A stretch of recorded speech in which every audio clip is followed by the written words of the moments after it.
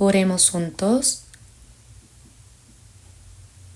Padre Santo, lleno de gracia y amor, te damos gracias. Te agradecemos por habernos salvado con tu gran poder, gracia y amor.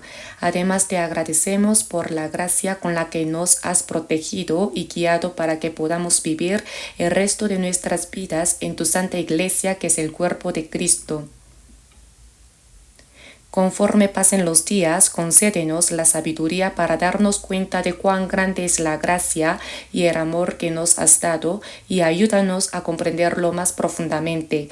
Te pedimos que no permitas que nuestros corazones y pensamientos se vean atraídos por las cosas vanas, sin sentido y pasajeras de este mundo, sino que nos sostengas y nos guíes firmemente. En este mundo que se vuelve cada vez más confuso, despiértanos y guíanos para que podamos cumplir plenamente con nuestro papel como sal y luz. Señor, te pedimos que nos concedas sabiduría para que a través de tu palabra podamos discernir cómo será verdaderamente el final de los tiempos, y que también por medio de tu palabra podamos aprender qué es lo más necesario en este último tiempo. Confiamos sinceramente en ti y te pedimos que nos ayudes y nos guíes en este proceso. Hoy también, gracias a tu preciosa gracia, hemos podido reunirnos con nuestros hermanos y hermanas salvos en un solo lugar.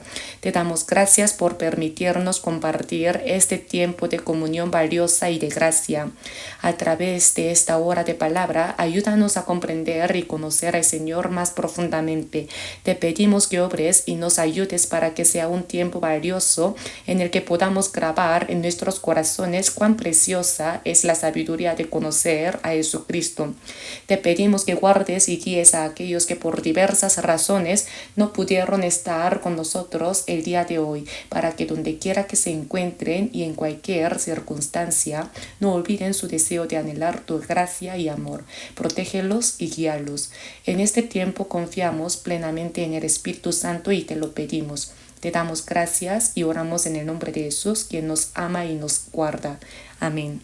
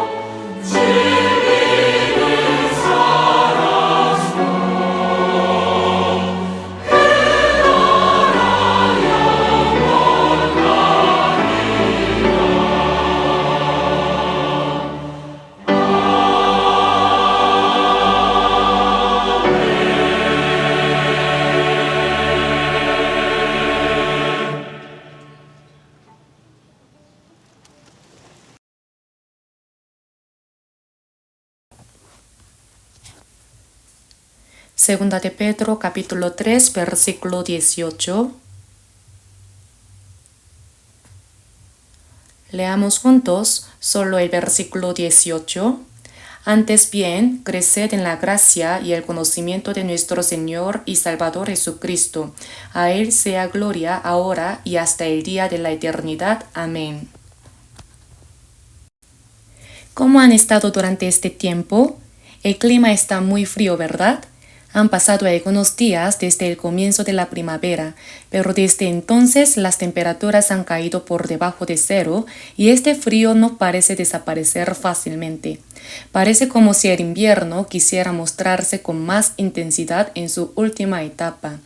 Cuanto más se acerca el final de los tiempos, más se manifiestan ciertos fenómenos de manera evidente. En este tramo final del invierno hay algo en lo que podemos reflexionar. El pasaje que hemos leído hoy pertenece a la última epístola escrita por el apóstol Pedro. En la Biblia encontramos dos epístolas escritas por él, Primera de Pedro y Segunda de Pedro. El pasaje de hoy está en Segunda de Pedro, su última epístola. Además, esta epístola tiene solo 3 capítulos y hemos leído último versículo, el versículo 18 del último capítulo, el capítulo 3. Por eso hoy vamos a reflexionar sobre el último versículo del último capítulo de la última epístola de Pedro. A través de este versículo podemos ver cómo es el fin de los tiempos y qué es lo más necesario y urgente para nosotros en estos últimos días. Se nos dice que lo más esencial es el conocimiento de Jesucristo. Por lo tanto, hoy al reflexionar sobre este pasaje, quiero que consideremos juntos dos aspectos: el fin de los tiempos y el conocimiento de Jesucristo. Al hacerlo, espero que este sea un momento para que cada uno de nosotros piense en qué es lo que realmente estamos buscando y persiguiendo como cristianos en estos últimos tiempos. Primero, en este 2025, la gente dice de manera unánime que estamos viviendo en los últimos tiempos. Hace poco escuché a un meteorólogo en las noticias comentar algo interesante. Dijo: este abril la humanidad experimentará un calor que nunca antes hemos conocido. Así la gente lo expresa. Hoy en día se escuchan muchas expresiones como algo que nunca antes hemos experimentado o algo que nunca antes hemos vivido. Estas expresiones se han estado repitiendo durante los últimos años. Incluso al final del verano pasado se dijo algo similar. Este año fue el día más fresco. Estas frases siguen surgiendo. Al ver todo esto, parece evidente que el mundo realmente está acercándose a la manifestación de los últimos tiempos. Como cristianos, sería bueno que tomáramos un momento para reflexionar sobre cómo el 2025, desde una perspectiva bíblica, podría ser realmente el fin de los tiempos. Jesús en Mateo 16, versículo 3 dijo: «Sabéis distinguir el aspecto del cielo, mas las señales de los tiempos no podéis». Es importante saber qué tipo de era estamos viviendo. Por eso, en la Biblia se divide la historia en dos grandes periodos: antes de la venida de Jesús y después de su venida. El periodo de antes de la venida de Jesús se divide principalmente en la época desde Adán hasta Abraham, y se conoce como la era de la conciencia, y desde Abraham hasta la venida de Jesús se denomina la era del pueblo elegido o la era de la ley. Esa era ya pasó. Y el tiempo en el que vivimos actualmente es conocido como la era de la gracia. También se le llama la era de la iglesia o la era de los gentiles. Esta era no continuará indefinidamente, ya que Jesús, después de morir, resucitar y ascender, prometió que regresaría. Por lo tanto, el periodo desde su ascensión hasta su segunda venida en el aire es conocido como la era de la gracia. Y después de la segunda venida de Jesús en el aire, cuando Él regrese a la tierra, habrá un periodo de 7 años, conocido como la tribulación de 7 años en este mundo. Después de ese tiempo, Jesús renovará completamente el mundo y gobernará sobre la tierra durante 1000 años. Al final de esos 1000 años, este mundo desaparecerá por completo y se dividirá en el cielo eterno y el infierno eterno. Esa es una de las características más destacadas de la era que la Biblia describe para estos tiempos. Sin duda, la época en la que vivimos es la era de la gracia. Sin embargo, me gustaría que reflexionáramos sobre si el 2025 podría ser el último año de esta era de la gracia desde una perspectiva bíblica. En el libro profético de Ezequiel, específicamente en los capítulos 38 y 39, se habla sobre la última guerra del fin de los tiempos. En esa guerra, Israel luchará junto con las fuerzas aliadas de Rusia y el conflicto culminará en una guerra nuclear que llevará a la destrucción total de la humanidad. Esta es la esencia de lo que se describe en esos capítulos de Ezequiel. Para que Israel pueda enfrentar a la poderosa Rusia y sus aliados, los descendientes de Israel que estaban dispersos por todo el mundo deben necesariamente regresar y convertirse en una nación independiente. Solo así, cuando Israel sea fuerte, podrá luchar contra Rusia. Por eso en Ezequiel 36 se habla sobre la restauración de la tierra de Israel y en Ezequiel 37 sobre la restauración del pueblo de Israel. Sorprendentemente, en nuestra época, Israel declaró su independencia el 14 de mayo de 1948. El pueblo de Israel comenzó a dispersarse por todo el mundo a partir del año 722 a.C., cuando el imperio asirio destruyó el reino del norte de Israel. Y las 10 tribus del norte se dispersaron por todo el mundo. Luego, en el año 586 a.C., el sur de Judá fue invadido por Babilonia y su pueblo fue llevado cautivo. Así el pueblo de Israel comenzó a dispersarse por todo el mundo hace más de 2600 años e incluso mucho antes de eso. Y en el año 70 después de Cristo, poco después de la muerte y resurrección de Jesús, el general romano Tito destruyó completamente Israel y el pueblo de Israel fue dispersado por todo el mundo. Luego, en el año 135 después de Cristo, bajo el emperador Adriano se promulgó una ley que prohibía a los judíos vivir en la tierra de Israel. De esta manera, los israelitas fueron dispersados de manera definitiva. El pueblo de Israel, estando dispersado de esta manera, no tuvo una nación propia hasta el 13 de mayo de 1948, cuando Israel fue restaurado como un estado independiente. Si esa situación hubiera continuado, la idea de una guerra entre Rusia e Israel podría parecernos algo lejano o irreal. Sin embargo, es sorprendente que el pueblo de Israel, que fue dispersado por todo el mundo, recuperó su independencia el 14 de mayo de 1948 y el 7 de junio de 1967 recuperó Jerusalén, su ciudad más importante. En la época en que vivimos, el 7 de diciembre de 2017, el presidente Trump reconoció Jerusalén como la capital de Israel, algo que ningún otro presidente había hecho. Esto sucedió durante su primer mandato y ahora estamos viviendo en la era de Trump en su segundo mandato. Al observar estos acontecimientos, recordamos que Jesús dijo lo siguiente en Mateo capítulo 24, versículo 32 al 33, de la higuera aprende la parábola, cuando ya su rama está tierna y brotan las hojas, sabéis que el verano está cerca, así también vosotros cuando veáis todas estas cosas. Cuando veáis todas estas cosas. Esto significa cuando veamos la restauración del pueblo de Israel. En 1948, Israel recuperó su independencia. En 1967, Jerusalén se recuperó. Y en 2017, Jerusalén fue reconocida como la capital de Israel. Cuando veáis todas estas cosas, conoced que está cerca a las puertas.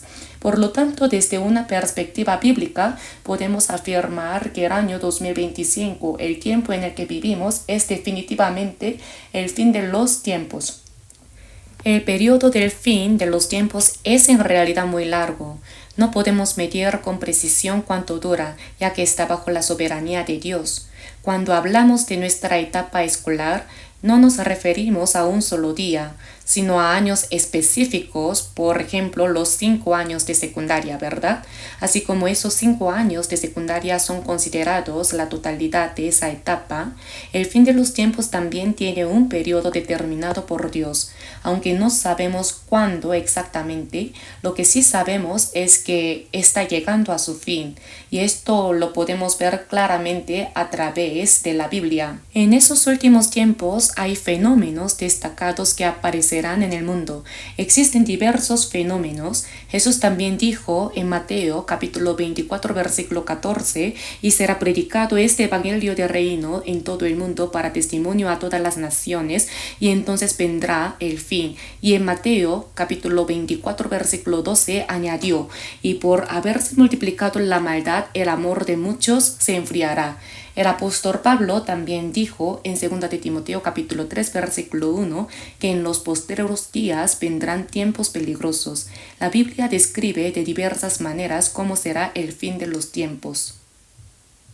En medio de estos aspectos, ¿cuáles son los fenómenos más destacados del fin de los tiempos que podemos considerar en este momento? En primer lugar, vivimos en una era de caos. Marquen 2 de Pedro y abran sus Biblias en Isaías capítulo 5 versículo 20.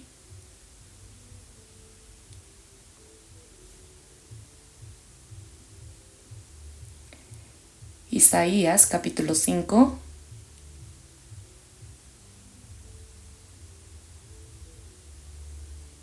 versículo 20. Leamos juntos. Ay de los que a lo malo dicen bueno y a lo bueno malo, que hacen de la luz tinieblas y de las tinieblas luz, que ponen lo amargo por dulce y lo dulce por amargo. Lo malo es malo y lo bueno es bueno. El bien y el mal en realidad no se pueden comparar. La luz y la oscuridad tampoco pueden compararse. No tiene sentido decir esto es más brillante que la luz cuando vemos la oscuridad. La luz se compara con la luz. Cuando observamos las estrellas, las comparamos entre sí diciendo, esta estrella es más brillante o aquella estrella es más brillante, ¿no es así? La luz y la oscuridad no son algo que se pueda comparar. En los últimos tiempos, la gente le dice bueno a lo malo y malo a lo bueno. Hacen de la luz tinieblas y de las tinieblas luz. Ponen lo amargo por dulce y lo dulce por amargo. Llaman mentira a la verdad y a la verdad mentira. Este es un fenómeno muy destacado que aparece en los últimos tiempos. La razón es que las personas están embriagadas con algo, están sumergidas en algo. Por eso vivimos en una época en la que las personas no pueden distinguir entre lo correcto y lo incorrecto, ni reconocer el orden establecido. Veamos Isaías capítulo 28. Abran sus Biblias en Isaías capítulo 28. Isaías capítulo 28. Leeré Isaías capítulo 28 versículo 7. Pero también estos, se está refiriendo al pueblo de Israel, pero también estos erraron con el vino y con sidra se entontecieron. El sacerdote y el profeta erraron con sidra, fueron trastornados por el vino. Se aturdieron con la sidra, erraron en la visión, tropezaron en el juicio. Porque toda mesa está llena de vómito y suciedad hasta no haber lugar limpio. Lo sorprendente es que no solo el pueblo estaba sumido en el vino y el placer, sino también los sacerdotes, profetas y líderes que los guiaban. Como resultado, incluso los jueces cometían errores en sus juicios. Está escrito hasta no haber lugar limpio, toda mesa está llena de vómito y suciedad. Ahora vayamos a Jeremías capítulo 4, el libro que está después de Isaías.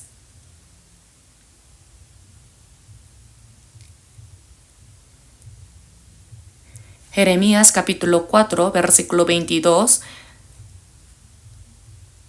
Así lo dice. Leamos juntos este versículo. Porque mi pueblo es necio, no me conocieron, son hijos ignorantes y no son entendidos, sabios para hacer el mal, pero hacer el bien no supieron. Lo sorprendente es que tienen una asombrosa sabiduría para hacer el mal, cometen injusticias, mienten y calumnian. Sin embargo, la Biblia dice que pero hacer el bien no supieron. La razón por la que esto sucede es porque no hay un estándar claro. No pueden distinguir entre el bien y el mal, y eso se debe a que todo está en caos. Por eso en el versículo 21 del capítulo 5 dice lo siguiente. Jeremías capítulo 5, versículo 21, yo les leo. Jeremías capítulo 5, versículo 21. Oíd ahora esto, pueblo necio y sin corazón, que tiene ojos y no ve, que tiene oídos y no oye. Después Dios habló sobre la arena del mar, que Él ha determinado, la cual nunca ha cruzado los límites del continente. Sin embargo, las personas están sobrepasando los límites que Dios ha establecido. A mí no me temeréis, dice Jehová, no os amedrentaréis ante mí, que puse arena por término al mar, por ordenación eterna, la cual no quebrantará. Se levantarán tempestades, mas no prevalecerán. Bramarán sus ondas, mas no lo pasarán. No obstante, este pueblo tiene corazón falso y rebelde, se apartaron y se fueron. Estamos viviendo de esta manera. Dios envía la lluvia temprana y la tardía, pero vivimos sin darnos cuenta de que esa es su gracia. Y en el versículo 26 está escrito, porque fueron hallados en mi pueblo impíos, fueron hallados en el pueblo de Dios impíos. Por eso, acechaban como quien pone lazos, pusieron trampa para cazar hombres, como jaula llena de pájaros. Así están sus casas llenas de engaño, así se hicieron grandes y ricos, se engordaron y se pusieron lustrosos y sobrepasaron los hechos del malo, no juzgaron la causa del huérfano, con todo se hicieron prósperos y la causa de los pobres no juzgaron. Leamos juntos el versículo 29. No castigaré esto, dice Jehová, y de tal gente no se vengará mi alma. En estos últimos tiempos, todo está en completo caos y confusión. Las personas no pueden discernir lo que es correcto o incorrecto. Está escrito que no solo el pueblo no podía juzgar, sino también sus líderes. Debemos recordar que el juicio debe llevarse a cabo de la manera más justa posible. ¿Por qué? Porque en Deuteronomio capítulo 1 versículo 17 dice, el juicio es de Dios. Cuando el juicio se lleva a cabo de manera justa, la nación está en paz y estabilidad. Sin embargo, dado que el juicio no se realizaba de manera justa, Dios dijo asombrosamente en Isaías capítulo 9 versículo 16, porque los gobernadores de este pueblo son engañadores y sus gobernados se pierden. Esta es una de las características destacadas que aparecen en los últimos tiempos. Otro punto a considerar es lo que dice en Salmos. Veamos el Salmo 12. Leamos juntos Salmos capítulo 12, versículo 8. Cercando andan los malos cuando la vileza es exaltada entre los hijos de los hombres. Vileza significa algo bajo, indigno y despreciable. Son cosas que no deberían exaltarse entre los hijos de los hombres, sino que deben desaparecer. Sin embargo, cuando esa vileza se exalta entre los hijos de los hombres, cercando andan los malos. En otras traducciones se expresa como si los malos anduvieran con arrogancia, expandiéndose por todo lugar. Este es uno de los fenómenos que aparecen en los últimos tiempos. Cuando una situación como esta ocurre, la gente se oculta. Por eso en estos últimos años, en esta época en la que vivimos, no hay personas verdaderamente humanas en ningún país. ¿Qué quiero decir con esto? No hay nadie que pueda guiar correctamente a su nación. Esa es la realidad de la época en la que vivimos. Veamos Proverbios capítulo 28, versículo 2. Comencemos con el versículo 2. Por la rebelión de la tierra sus príncipes son muchos, mas por el hombre entendido y sabio permanece estable. Por la rebelión de la tierra, muchos comienzan a alzar sus voces. Todos en todas partes están alzando sus voces. Leamos el versículo 12. Cuando los justos se alegran, grande es la gloria. Mas cuando se levantan los impíos, tienen que esconderse los hombres. En estos últimos tiempos las personas se esconden. Debido a que estos fenómenos se manifiestan de manera destacada, los líderes que deberían guiar y dirigir correctamente a las naciones que también han sido seducidas. Por eso la Biblia dice que sus gobernados se pierden. En Mateo 24 Jesús señaló el templo y dijo: no quedará aquí piedra sobre piedra que no sea derribada. En ese momento los discípulos le preguntaron: dinos, ¿cuándo serán estas cosas y qué señal habrá de tu venida y del fin del siglo? La primera respuesta que Jesús dio fue: mirad que nadie os engañe. Hermanos, los últimos tiempos son tiempos de engaños, tiempos en los que podemos ser fácilmente engañados. En Isaías capítulo 19, versículo 15, la Biblia dice: y no aprovechará a Egipto cosa que haga la cabeza o la cola, la rama o el junco. Esto significa que la sabiduría ha desaparecido, el conocimiento se ha perdido, es decir, las personas no saben lo que está bien ni lo que está mal. Hermanos, si miramos la historia del pueblo de Israel, veremos que hay tiempos finales en su historia. Un ejemplo representativo es cuando Israel cumplió el reino unificado bajo los reyes Saúl, David y Salomón. Sin embargo, Salomón murió en el año 930 a.C. y a partir de ahí el reino de Israel se dividió en el norte y el sur, similar a lo que ocurrió con Corea. El último rey del reino unificado fue el rey Salomón.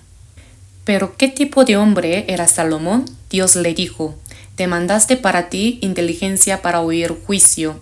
He aquí lo he hecho conforme a tus palabras. He aquí que te he dado corazón sabio y entendido, tanto que no ha habido antes de ti otro como tú, ni después de ti se levantará otro como tú. Por lo tanto, Salomón gobernó el país con esa increíble sabiduría. Usó esa sabiduría para formar alianzas pacíficas con los países vecinos a través de matrimonios de conveniencia. A través de esa sabiduría, Salomón logró hacer paz con los países vecinos sin derramar sangre, pero al realizar matrimonios de conveniencia, las mujeres extranjeras fueron a vivir al reino de Israel, y como resultado, como está escrito en Primera de Reyes, capítulo 11, versículo 3, y sus mujeres desviaron su corazón. Estas mujeres robaron la sabiduría que Salomón había recibido de Dios. A medida que toda esa sabiduría de Salomón desaparecía, una de las acciones más destacadas que realizó fue poner ídolos en el lugar donde estaba el templo de Dios. El templo de Dios y los ídolos no pueden coexistir, pero el sabio Salomón llevó a cabo tal acto. Esta es la representación de los últimos tiempos del reino unificado de Israel. La sabiduría había desaparecido. El reino del norte de Israel fue destruido en el año 722 a.C. por el imperio asirio. En ese momento Dios habló a través del profeta Oseas. Veamos un rato el libro de Oseas.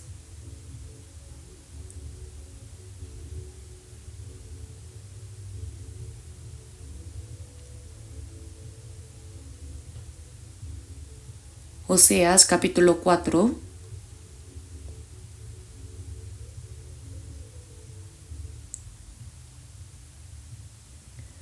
Oseas capítulo 4, versículo 1 dijo lo siguiente: oíd palabra de Jehová, hijos de Israel, porque Jehová contiende con los moradores de la tierra, porque no hay verdad, ni misericordia, ni conocimiento de Dios en la tierra. Perjurar, mentir, matar, hurtar y adulterar prevalecen, y homicidio tras homicidio se suceden. Ni conocimiento de Dios. Por lo cual se enlutará la tierra y se extenuará todo morador de ella con las bestias del campo y las aves del cielo, y aun los peces del mar morirán. Así continúa el mensaje que Dios le dio al profeta Oseas. En el versículo 6 dice lo siguiente, leamos juntos el versículo 6. Mi pueblo fue destruido porque le faltó conocimiento. Por cuanto desechaste el conocimiento, yo te echaré del sacerdocio. Y porque olvidaste la ley de tu Dios, también yo me olvidaré de tus hijos. Lo mismo sucedió con Judá del Sur, al igual que el reino del norte de Israel, que fue destruido por la falta de conocimiento de Dios. El reino del sur también recibió el mismo mensaje. Fue destruido por la falta de conocimiento de Dios. Este es el reflejo de los últimos tiempos, ¿verdad? El tiempo de Jesús, en cierto sentido, también fue el último tiempo del pueblo de Israel. El pueblo de Israel crucificó a Jesús, ¿verdad? Y después de la resurrección y ascensión de Jesús, aproximadamente 40 años después, en el año 70 después de Cristo, el general Tito destruyó completamente Israel. En ese momento, la Biblia dice algo sobre el pueblo de Israel. Podemos ver lo que dice en Romanos. Es un versículo que muchos conocen, de Romanos capítulo 10.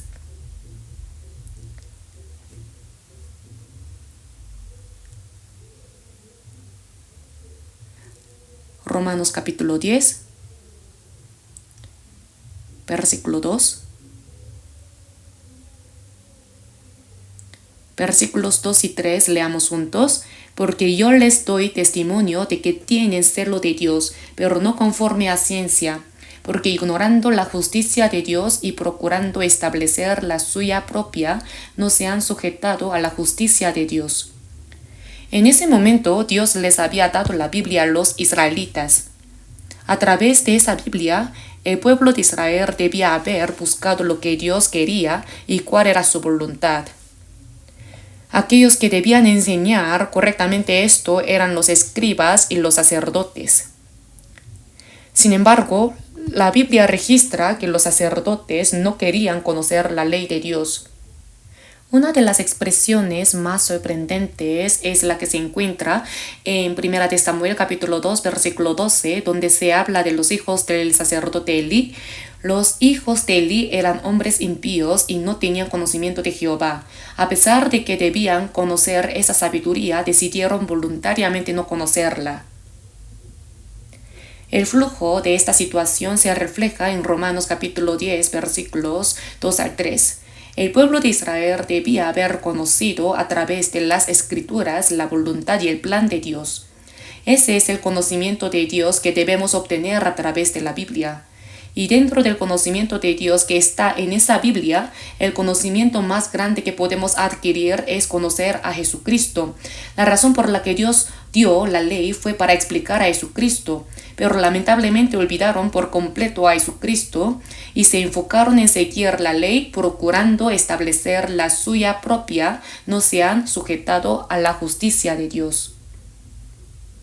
Al ver esta situación de Israel, el mensaje que encontramos en los últimos tiempos es, en resumen, mi pueblo fue destruido porque le faltó conocimiento. Fue destruido porque le faltó conocimiento. La razón por la que perecen en los últimos tiempos es la falta de conocimiento. Pero esto no se aplica solo al pueblo de Israel, ¿verdad? No se trata solo de Israel, sino que afecta a todas las naciones.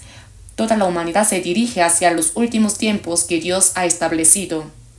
Sin embargo, la gente de este mundo no sabe qué es el conocimiento de Dios, ni tiene interés en aprenderlo. Incluso entre los cristianos, muchos no se preocupan por entender qué es lo que se necesita con más urgencia en los últimos tiempos.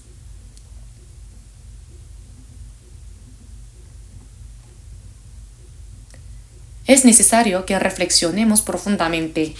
Debemos ser conscientes de que, sin importar cómo lo veamos, sabemos con certeza a través de la Biblia que vivimos en los últimos tiempos. Además, como mencioné antes, hemos observado cómo el pueblo de Israel enfrentó sus últimos tiempos en cada época, y la razón por la que perecieron, según la Biblia, es porque les faltó conocimiento.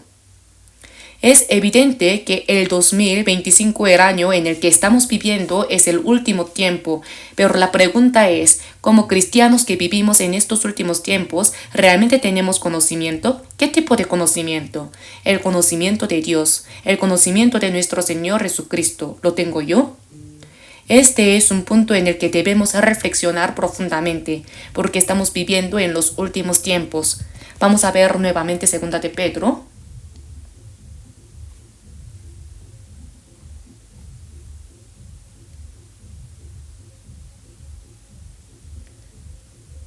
Segunda de Pedro, capítulo 3, versículo 18, leámoslo juntos. Antes bien, creced en la gracia y el conocimiento de nuestro Señor y Salvador Jesucristo. A Él sea gloria ahora y hasta el día de la eternidad. Amén. El apóstol Pedro, en su última carta, en el último capítulo, en el último versículo, nos dice, creced en la gracia y el conocimiento de nuestro Señor y Salvador Jesucristo.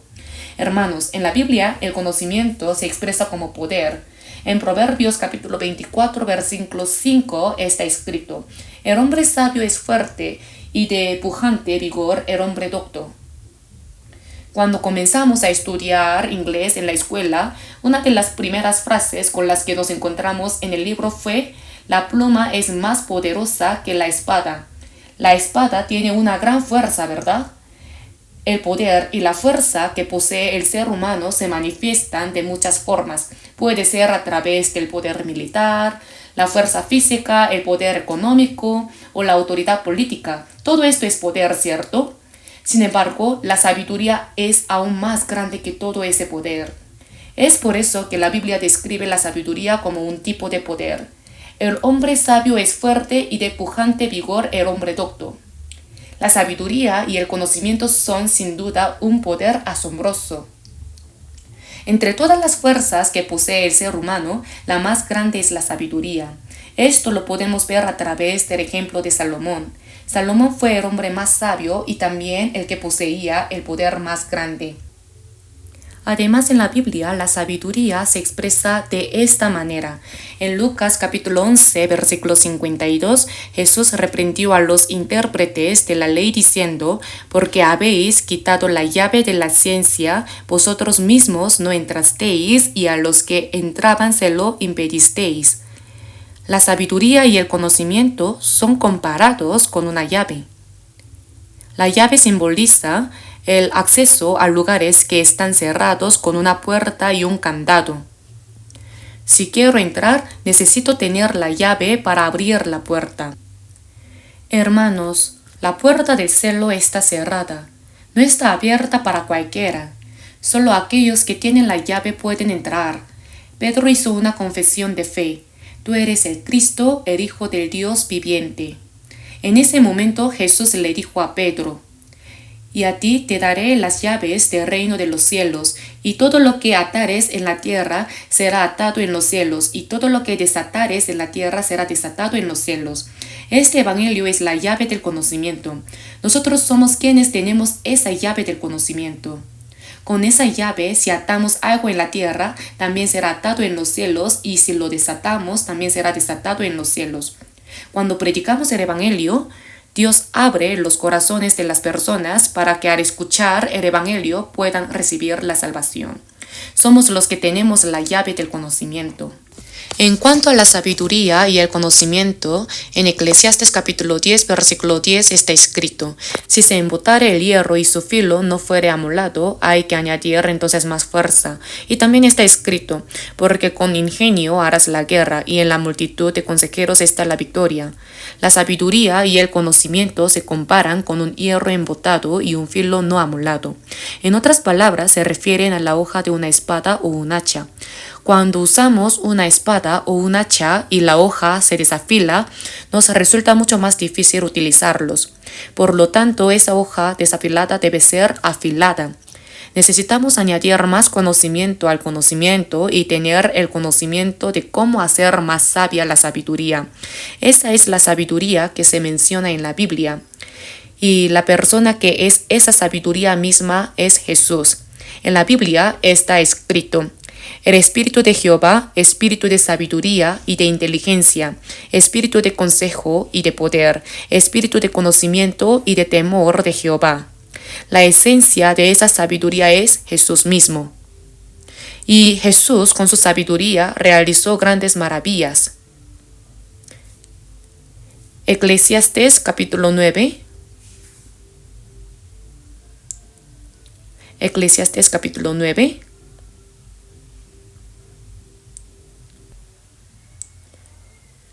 Eclesiastés capítulo 9, versículo 13, yo les leo. Eclesiastés capítulo 9, versículo 13. También vi esta sabiduría debajo del sol, la cual me parece grande, una pequeña ciudad y pocos hombres en ella, y viene contra ella un gran rey, y la asedia, y levanta contra ella grandes baluartes. Y se halla en ella un hombre pobre, sabio, el cual libra a la ciudad con su sabiduría. Y nadie se acordaba de aquel hombre pobre. Entonces dije yo, mejor es la sabiduría que la fuerza, aunque la ciencia del pobre sea menospreciada, y no sean escuchadas sus palabras. Aquí vemos que esto también sucede a menudo en el mundo, ¿verdad? Un gran país va a la guerra contra un país pequeño.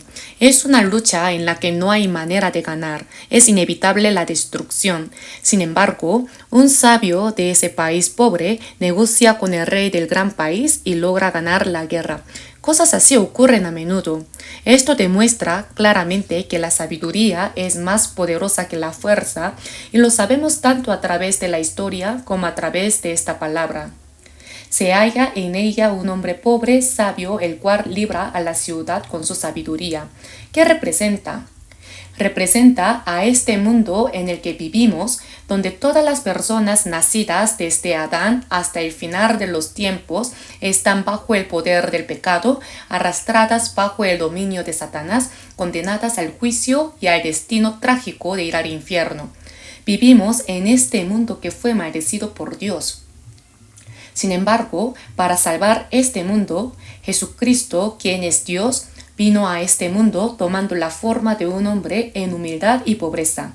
En realidad, Jesús vivió como hijo de un carpintero, y con su sabiduría, Jesús abrió el camino para que todas las personas que merecían ir al infierno pudieran llegar al Padre Dios. Él abrió el camino hacia el cielo.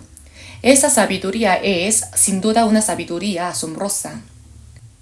Si reflexionamos sobre esta sabiduría, podemos darnos cuenta de lo verdaderamente asombrosa que es. Esto se debe a que no es una sabiduría que provenga del pensamiento humano ni que derive de la humanidad. La sabiduría sobre Cristo, el conocimiento de Cristo, no viene de los hombres. De esta manera tan asombrosa, Jesús, al morir en la cruz, perdonó todos nuestros pecados y nos abrió el camino para llegar al Padre Dios. Como él mismo dijo, yo soy el camino y la verdad y la vida. Nadie viene al Padre sino por mí. Él ha preparado ese camino asombroso. Sin embargo, las personas del mundo no conocen esa sabiduría asombrosa. Antes de ser salvos, nosotros también éramos así, ¿verdad? Antes de nuestra salvación, no teníamos ningún interés en lo que Jesús hizo. No nos importaba nada acerca de Él. Vivíamos sin prestar atención a todo lo que Jesús hizo. Ahora, las personas que no son salvas en el mundo siguen siendo de la misma manera. Tal como se dice este versículo, nadie se acordaba de aquel hombre pobre. Hermanos, en el mundo no salvado no hay nadie que recuerde a Jesús. No saben quién es Jesús. No saben qué hizo. No saben cuál es su relación con ellos. Viven sin pensar en Él. El conocimiento más importante y esencial para el ser humano es el conocimiento de Jesucristo. Pero hay personas que si murieran ahora irían al infierno sin saber nada acerca de Él. Incluso no están interesados en saber nada al respecto. Por eso el predicador dijo en Eclesiastés capítulo 9, versículo 16, entonces dije yo, Mejor es la sabiduría que la fuerza, aunque la ciencia del pobre sea menospreciada y no sean escuchadas sus palabras. La sabiduría del pobre, que es la sabiduría de Jesucristo, está siendo despreciada. ¿Sí o no? El evangelio que Jesús ha cumplido no es escuchado por la gente. Las personas no quieren prestarle atención. Esta es la realidad de la época en la que vivimos, y en los últimos tiempos esta situación se intensifica. En el versículo 17 se continúa hablando de las palabras del sabio. En el versículo 17, las palabras del sabio escuchadas en quietud son mejores que el clamor del Señor entre los necios. Mejor es la sabiduría que las armas de guerra, pero un pecador destruye mucho bien. Las palabras del sabio escuchadas en quietud. Las palabras del Evangelio de Jesús están tocando lo más profundo de nuestros corazones. Estas palabras son mejores que las del clamor del Señor entre los necios. Hermanos, si observamos realmente esta situación, podemos comparar las palabras de un sabio con el clamor del Señor entre los necios. Piénsenlo por un momento. José fue a Egipto y trabajó como esclavo en la casa de Potifar durante 13 años y luego fue encarcelado, ¿verdad? En ese tiempo, la esposa de Potifar intentó seducir a José diciéndole, «Duerme conmigo». Esa es la actitud de un necio. ¿Qué dijo José en ese momento? ¿Cómo pues haría yo este grande mal y pecaría contra Dios? ¿Qué palabras son las más prudentes? ¿Qué palabras son las más sabias? El rey Nabucodonosor hizo una estatua de oro. Hizo una gran estatua que medía 60 codos, la colocó y ordenó que todos se inclinaran ante ella. Pero Sadrach, Mesach y Abednego no se inclinaron. Por eso el rey Nabucodonosor se enfureció y les dijo en voz alta, «Les daré una última oportunidad, inclínense ante la estatua». En ese momento, Sadrach, Mesach y Abednego respondieron así, «No es necesario que te respondamos sobre este asunto. He aquí nuestro Dios, a quien servimos, puede librarnos del horno de fuego ardiendo, y de tu mano, oh rey, nos librará. Y si no, sepas, oh rey, que no serviremos a tus dioses, ni tampoco adoraremos la estatua que has levantado». Esas palabras que se escuchaban en quietud tuvieron más poder que las palabras del rey Nabucodonosor, ¿verdad?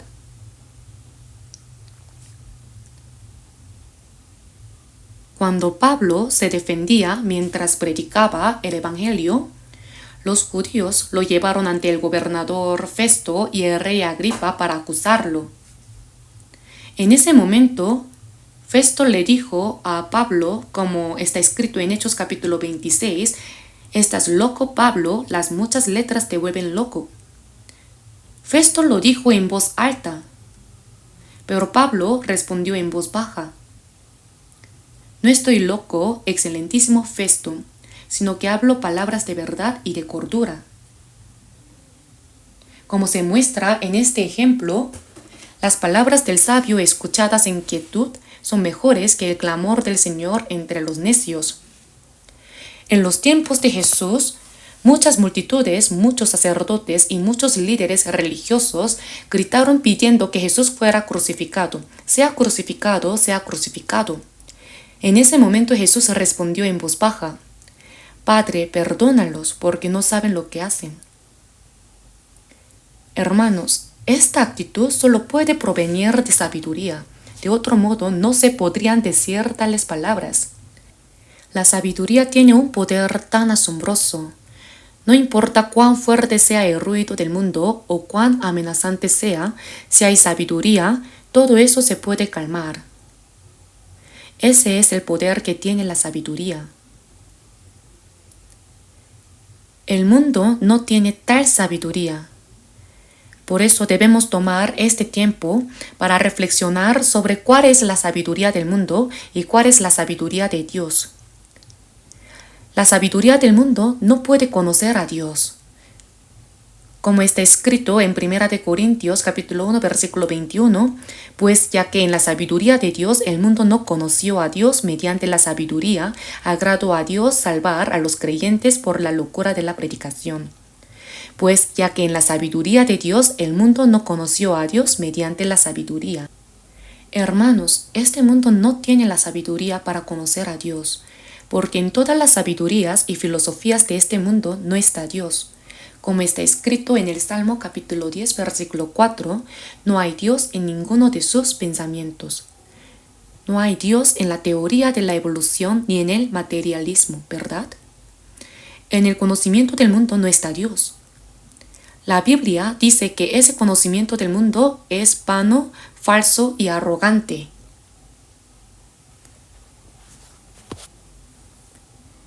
Hermanos, todo el conocimiento en este mundo solo es necesario mientras vivamos en él.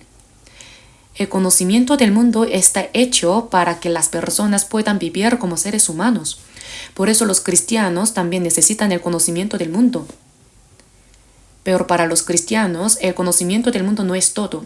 Para las personas del mundo, el conocimiento del mundo es todo. Pero para los cristianos, el conocimiento del mundo no es todo. En conclusión, el conocimiento del mundo, como está escrito en 1 de Corintios capítulo 8, versículo 1, en cuanto a lo sacrificado a los ídolos, sabemos que todos tenemos conocimiento. El conocimiento envanece, pero el amor edifica.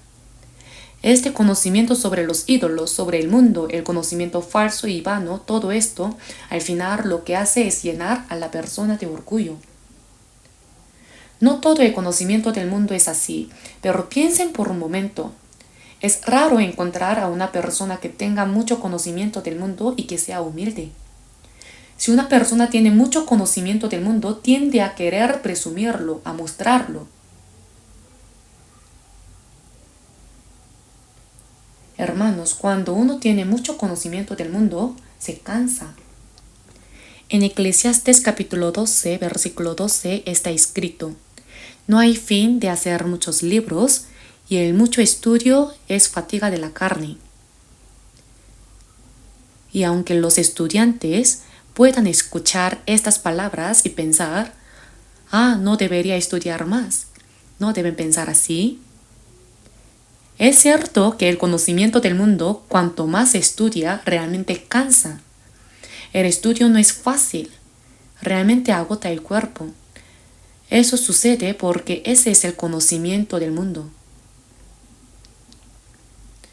El hecho de tener mucho conocimiento del mundo no resuelve el problema de mi muerte ni el problema de mi espíritu. Lo que resuelve el problema de mi muerte y de mi espíritu no es el conocimiento del mundo, sino el conocimiento de Dios. El conocimiento de Dios. El conocimiento de Jesucristo. Solo ese conocimiento puede resolver el problema de mi muerte y de mi espíritu. El conocimiento del mundo nunca podrá resolver eso. Veamos Isaías capítulo 53. Isaías capítulo 53, versículo 11. Leamos juntos el versículo 11. Verá el fruto de la aflicción de su alma y quedará satisfecho. Por su conocimiento justificará mi siervo justo a muchos y llevará las iniquidades de ellos. Por su conocimiento, mi siervo justo, ¿no se está refiriendo a Jesús? Ese Jesús, por su conocimiento, justificará a muchos. El conocimiento del mundo también puede justificar a otros. También puede ayudar a otras personas. Sin embargo, no puede resolver el problema de la muerte. Pero el conocimiento sobre Jesucristo, el conocimiento que tiene Jesús, es el conocimiento que da vida a muchas personas. Está escrito que Jesús es el principio de la sabiduría. El principio de la sabiduría es el temor de Jehová. Jesús es Dios hecho hombre y Él es la sabiduría misma. Por eso en Colosenses capítulo 2 versículo 3 está escrito: en quien están escondidos todos los tesoros de la sabiduría y del conocimiento.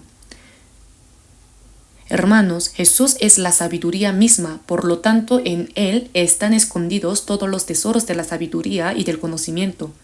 Debemos vivir con el propósito de conocer más a Jesús. Por eso en la Biblia está escrito: creced en la gracia y el conocimiento de nuestro Señor y Salvador Jesucristo. En este versículo está escrito: por su conocimiento justificará a muchos. Ese conocimiento no se refiere al conocimiento mundano, sino al conocimiento de Dios. Significa que Jesús con su conocimiento guió a aquellos destinados al infierno hacia el camino del cielo. La sabiduría que puede guiar a alguien que merece ir al infierno hacia el cielo no es la sabiduría del mundo.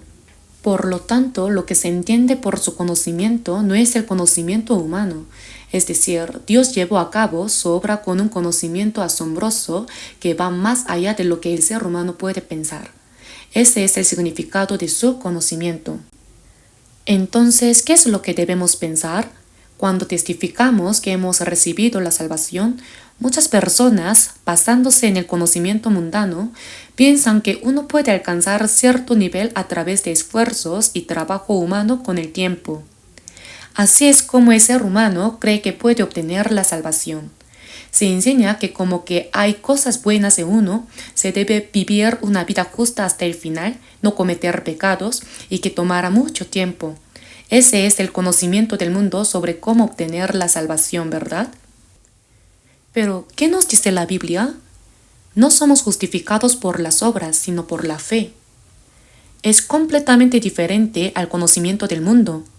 No es que se necesite mucho tiempo para alcanzar la salvación, sino que, como está escrito, es la fe que ha sido una vez dada a los santos. ¿No es esto diferente al conocimiento del mundo? Con ese conocimiento Jesús nos ofreció la salvación. No nos salvó con el conocimiento del mundo ni con el conocimiento humano. El conocimiento del mundo no puede entender que alguien se encargue de los pecados de otro, porque alguien que ni siquiera sabe cuáles son sus propios pecados, ¿cómo podría encargarse de los pecados de los demás? Pero Jesús se encargó de todos nuestros pecados, Él solo cargó con todos. Entonces, el significado de por su conocimiento justificará a muchos no se refiere al conocimiento mundano ni al conocimiento que los seres humanos pueden entender. Dios nos salvó con un conocimiento que los seres humanos no pueden imaginar, con un amor que los seres humanos no pueden sentir. Eso es lo que significa que por su conocimiento justificará a muchos. Y también cuando reflexionamos sobre por su conocimiento justificará a muchos, Jesús mismo es el conocimiento. Ese conocimiento no se quedó solo en la mente de Jesús, sino que es un conocimiento práctico. En realidad Jesús vino a este mundo con ese conocimiento y murió en la cruz. No se trataba solo de un conocimiento que permanecía en su mente.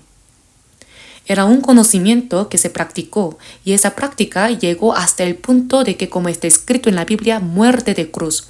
Se humilló a sí mismo haciéndose obediente hasta la muerte y muerte de cruz. Se nos testifica que con ese conocimiento Él nos justificó. Por lo tanto, ella es árbol de vida a los que de ella echan mano, y el que gana almas es sabio, porque por mí se aumentarán tus días y años de vida se te añadirán. Varios versículos así se repiten en Proverbios, ¿verdad? Jesús con su sabiduría ganó a muchas personas. Con su sabiduría Jesús produjo muchos frutos de vida en el árbol de la vida. Lo hizo con su sabiduría. Se nos dice que ese conocimiento es el más excelente, es decir, absoluto. Veamos Filipenses capítulo 3.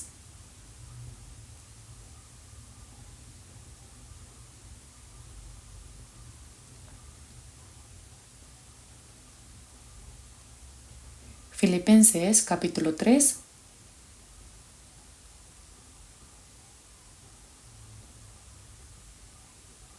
Versículos 7 a 9. Filipenses capítulo 3, versículos 7 a 9. Leamos juntos. Pero cuántas cosas eran para mí ganancia, las he estimado como pérdida por amor de Cristo. y ciertamente aún estimo todas las cosas como pérdida por la excelencia del conocimiento de Cristo Jesús mi Señor, por amor del cual lo he perdido todo y lo tengo por basura para ganar a Cristo y ser hallado en él, no teniendo mi propia justicia que es por la ley, sino la que es por la fe de Cristo, la justicia que es de Dios por la fe. En el versículo 8 dice, por la excelencia del conocimiento de Cristo Jesús mi Señor. Excelencia. La palabra excelencia en la traducción al inglés se expresa como excellence o absolute value, lo que significa un valor absoluto. Hermanos, si tenemos un valor absoluto, lo relativo pierde su valor. Por eso el apóstol Pablo dijo que consideraba todo lo que tenía como basura, como desechos. Hermanos, ¿cuántas cosas poseemos? ¿Y cuántas cosas tenía el apóstol Pablo? Pablo mencionó todo lo que tenía de esta manera. Circuncidado al 8º día, del linaje de Israel, de la tribu de Benjamín, hebreo de hebreos, en cuanto a la ley, fariseo, en cuanto a celo, perseguidor de la iglesia, en cuanto a la justicia que es en la ley, irreprensible. Desde una perspectiva mundana, era una persona que tenía muchas cosas, pero lo consideró todo como basura. ¿Cuál fue la razón? Porque el conocimiento de Cristo Jesús su Señor era absoluto y el más excelente. Hermanos, todo valor en este mundo es relativo. No hay nada en el mundo que tenga un valor absoluto. Piensen en la diferencia entre un valor relativo y un valor absoluto de esta manera. Pongamos como ejemplo el oro. Dije oro y sus ojos brillaron. Pensemos en el oro. Si les dieran a elegir entre 1 kilogramo de oro y 1 kilogramo de plata, ¿cuál elegirían? Si en ese momento alguien dice, yo elijo la plata, sería realmente un necio. ¿Por qué elegir la plata en lugar del oro, verdad? Pero, ¿y si tienen 1 kilogramo de oro y 1 kilogramo de diamantes? Si les pidieran elegir entre los dos, ¿cuál escogerían? Si alguien dice, no, yo sigo eligiendo el oro. Una vez que tomo una decisión, voy hasta el final. Me quedaré con el oro hasta el final. Esa persona sería aún más necia. En ese caso debería elegir los diamantes.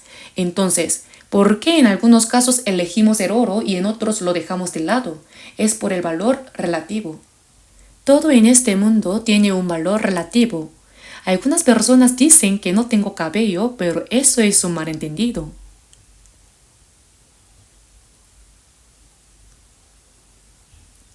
¿Por qué de repente mencioné eso? Perdón. Lo que quiero decir es que todo es valor relativo. Lo mismo ocurre con la riqueza. ¿Creen que son pobres? Es porque se comparan con alguien que tiene más. ¿Creen que son débiles? Es porque se comparan con alguien más fuerte y saludable. Dependiendo de con quién nos comparemos, podemos sentirnos más fortalecidos o más desanimados. Así funcionan los valores del mundo. Hermanos, ¿acaso un valor que cambia según la situación, el entorno y con lo que se compare puede ser un valor verdadero? No, eso no es un valor verdadero. A eso se le llama conocimiento vano. Se le llama algo pasajero, vano, efímero y corruptible. Todo lo que hay en el mundo es así. Tener conocimiento, poder o dinero en este mundo y enorgullecerse de ello, ¿cuánto tiempo puede durar? La Biblia nos dice que todo eso es pasajero, vano y es como perseguir el viento. Entonces, ¿cuál es el verdadero valor? El verdadero valor es aquel que permanece inmutable en cualquier situación, entorno o condición. Ese verdadero valor es el conocimiento de Jesucristo. Jesucristo es el mismo ayer y hoy y por los siglos, en el cual no hay mudanza ni sombra de variación. Eres perfecto.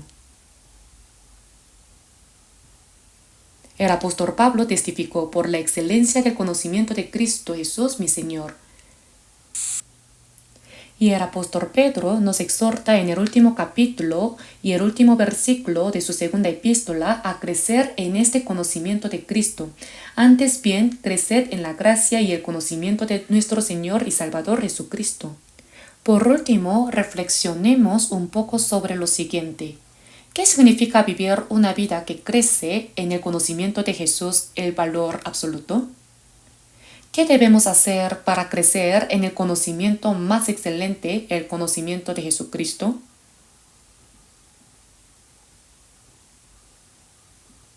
Me gustaría que pensáramos en esto al final. Primero, debemos reflexionar claramente sobre quién es Jesucristo. En Mateo capítulo 16, versículo 16, Pedro hizo una confesión de fe sorprendente. Tú eres el Cristo, el Hijo del Dios viviente. Esta confesión de fe es absoluta. ¿Por qué? Porque Jesús mismo dijo, sobre esta roca, es decir, sobre la confesión de fe que hizo Pedro, edificaré mi iglesia y las puertas del Hades no prevalecerán contra ella. La sabiduría que supera toda otra sabiduría es el conocimiento de Jesucristo. El conocimiento absoluto que supera todos los valores relativos es el conocimiento del valor absoluto de Jesucristo. Lo más sorprendente de este conocimiento es que Jesús es el Cristo y Dios mismo. Esto es algo que, aunque lo meditemos 1000 veces al día, nunca será suficiente. Reflexionar todos los días sobre el hecho de que Jesús es el Cristo que me salvó, el Dios creador que hizo los cielos y la tierra, y el Jehová del Antiguo Testamento nunca será excesivo. Es un conocimiento que no se puede cambiar por nada. Me gustaría que realmente reflexionaran profundamente sobre esto. Jesús también dijo esto a Marta: yo soy la resurrección y la vida. El que cree en mí, aunque esté muerto, vivirá. Y todo aquel que vive y cree en mí, no morirá eternamente. ¿Crees esto? En ese momento Marta respondió: sí, Señor, yo he creído que tú eres el Cristo, el Hijo de Dios que has venido al mundo. Es una sabiduría asombrosa. Tomás también dijo: si no viere en sus manos la señal de los clavos, y metiere mi dedo en el lugar de los clavos, y metiere mi mano en su costado, no creeré. Sin embargo, incluso Tomás, delante de Jesús, se postró y confesó su fe: Señor mío y Dios mío. Hermanos, ustedes deben pensar profundamente todos los días en el hecho de que Jesús es el Cristo y que Él es el Dios que me salvó. Esto es realmente importante. Además, Jesús, más Dios muestra su amor para con nosotros en que siendo aún pecadores, Cristo murió por nosotros. Así está escrito en Romanos capítulo 5, versículo 8, ¿verdad? Cuando aún éramos pecadores, Cristo murió por mí. Jesus died for me. Jesús murió por mí. Aquel que murió por mí es Dios mismo, para apacentar la iglesia del Señor, la cual Él ganó por su propia sangre. No debemos olvidar que Él murió por nosotros, por mí. El crecimiento en el conocimiento de Jesucristo implica comprender que Jesús es el Cristo y que Él es Dios mismo y que siendo Dios, Él murió por mí.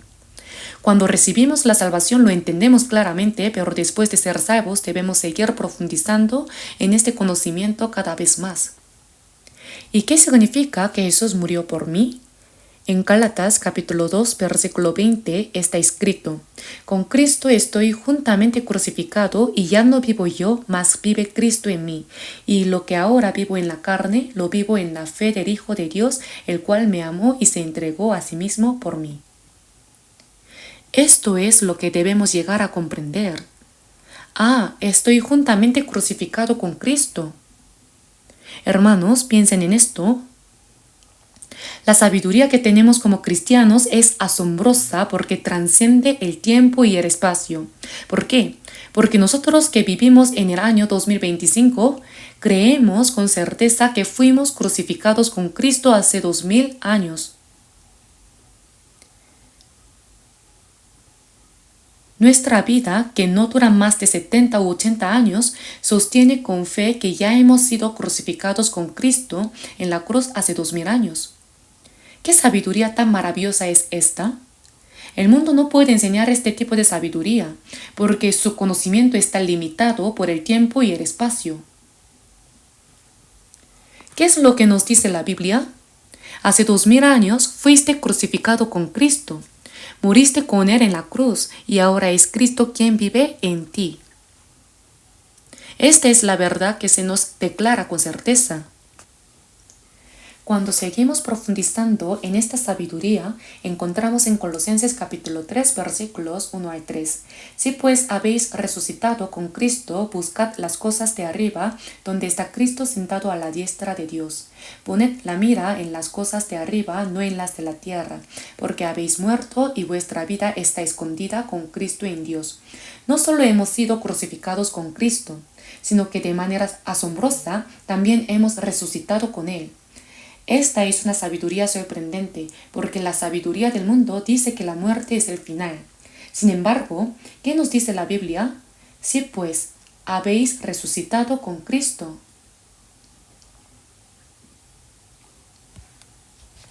Hermanos, ¿qué sabiduría tan maravillosa son estas palabras? La Biblia nos revela esta verdad. Hemos sido crucificados con Cristo y también hemos resucitado con Él. Por eso, no debemos poner nuestra mirada en las cosas de la tierra, sino en las cosas de arriba. Nosotros somos aquellos que buscan las cosas de arriba.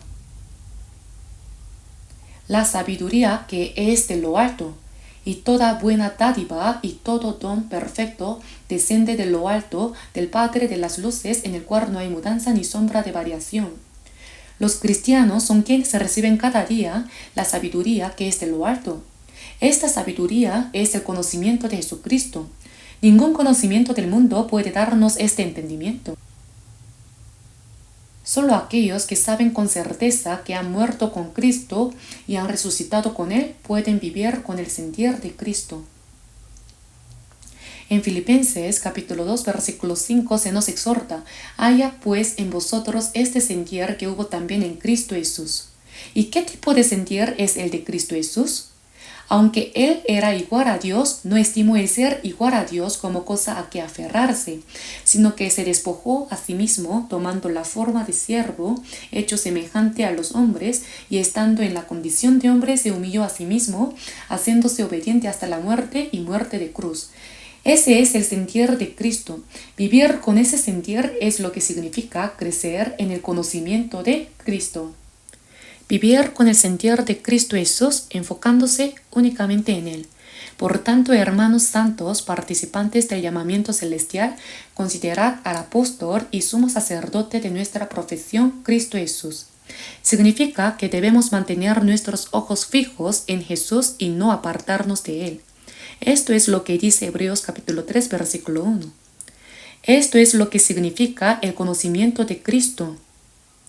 Vivir de esta manera con el sentir de Cristo y enfocándose en Él nos transforma cada día.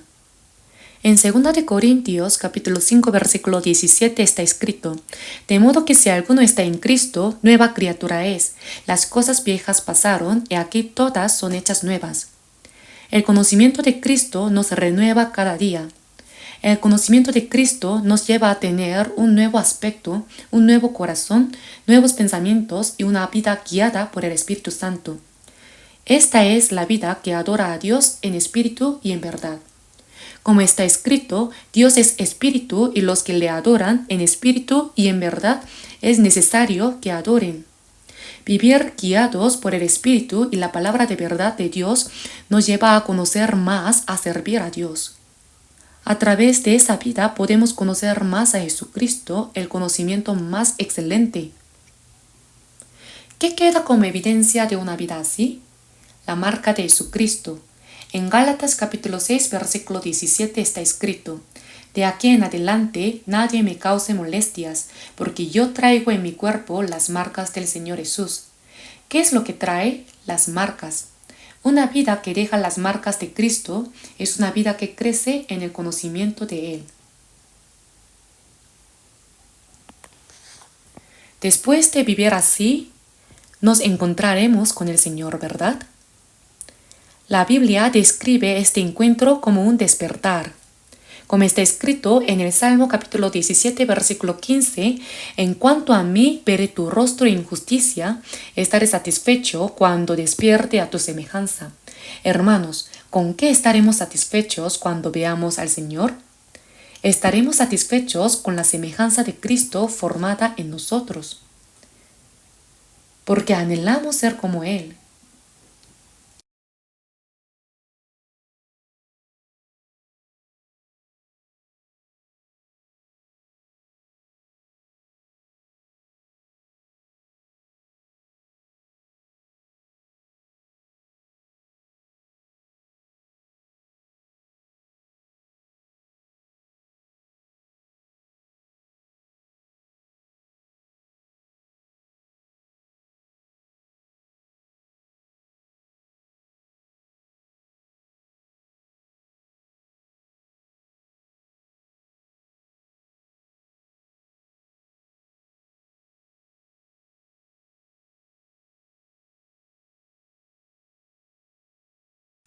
El apóstol Pablo también dijo, sed imitadores de mí, así como yo de Cristo.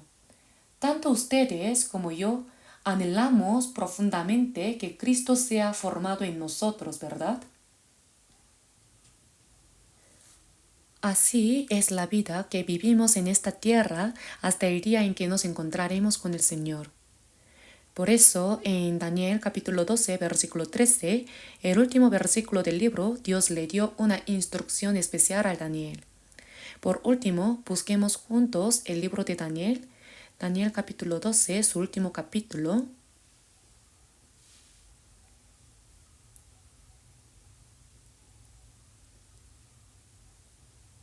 Daniel capítulo 12, versículo 13, leamos juntos. Y tú irás hasta el fin y reposarás, y te levantarás para recibir tu heredad al fin de los días. Y tú irás hasta el fin. Perdón por usar una expresión en inglés, pero así está escrito. Go on your way till the end. Ve tu camino hasta el fin del mundo. Hasta el fin del mundo. En esta vida hemos comenzado a servir a Dios, a conocer a Jesucristo y a crecer en Él, ¿verdad? No podemos abandonarlo a la mitad del camino. Debemos perseverar hasta el final. Jesús también dijo, si alguno quiere venir en pos de mí, es decir, si alguno quiere ser mi discípulo, niéguese a sí mismo y tome su cruz y sígame. ¿Y cómo nos dijo que lo siguiéramos? Nos dijo que lo siguiéramos hasta el final, con tal que retengamos firme hasta el fin de nuestra confianza del principio. Debemos mantenerla hasta el final. Si la abandonamos a mitad de camino, no tiene sentido. A través de todo esto, el apóstol Pedro nos da una última exhortación en los últimos tiempos. Creced en la gracia y el conocimiento de nuestro Señor y Salvador Jesucristo. Esta fue su última exhortación. A través de tales palabras y la Biblia, podemos entender más claramente cómo será realmente el final de los tiempos y qué es lo que verdaderamente necesitaremos en ese momento. Cuando llegue el fin de nuestra vida, en el último momento de nuestra muerte, no serán nuestros padres ni nuestro esposo o esposa quienes nos acompañen, será Jesucristo. Eres el que realmente necesitamos. Por eso nos exhorta a crecer en el conocimiento de Jesucristo, que cada uno de nosotros crezca cada día más en el conocimiento de Jesucristo. Oremos juntos. Te damos gracias de todo corazón, Señor, por tu preciosa gracia y amor. Te pedimos que nos enseñes claramente qué tipo de tiempo estamos viviendo en esta época y que reveles a todas las personas que están viviendo en estos últimos tiempos lo que realmente necesitan. Guárdanos y guíanos para que el poco tiempo de vida que nos queda en esta tierra no se convierta en tiempo vacío e insignificante. Que nuestra vida en esta tierra sea una vida que agrade a Dios y refleje su gloria, y que cada uno de nosotros sea recordado y guiado para vivir como valiosos cristianos. Ponemos todo en las manos de nuestro buen Señor y confiamos en ti. Te damos gracias y oramos en el nombre de Jesús. Amén.